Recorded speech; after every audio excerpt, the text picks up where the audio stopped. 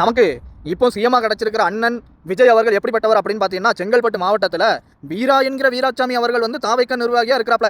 அண்ணன் என்ன பண்ணிவிட்டாப்ல அப்படின்னா, நம்ம தான் வந்து போஸ்டிங்க்கு வந்துட்டோமே, விஜய் சார் பவரை யூஸ் பண்ணிட்டு நம்ம லஞ்சம் வாங்கினா என்ன அப்படின்னு 1,30,000 வந்து லஞ்சமாக வாங்கியிருக்காங்க. யார்கிட்ட அப்படின்னா, ஒப்பந்தக்காரர்கிட்ட வந்து வாங்கியிருக்காப்ல. ஸோ அது வாங்கினதோட சும்மா இருந்தாங்களா, அதை வந்து ஒரு வீடியோ எடுத்து என்ன பண்ணிட்டாங்கன்னா, கூட உள்ளவங்க வந்து சொல்லிட்டாங்க. ஏன்னா நடந்துட்டு இருக்கிறது தாவேக்கா ஆட்சி.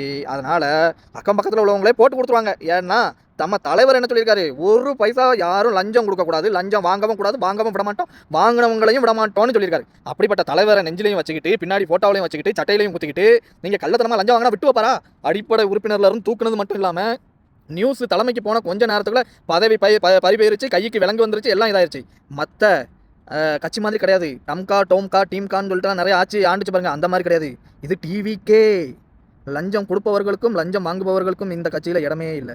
பெஸ்ட் கட்சி.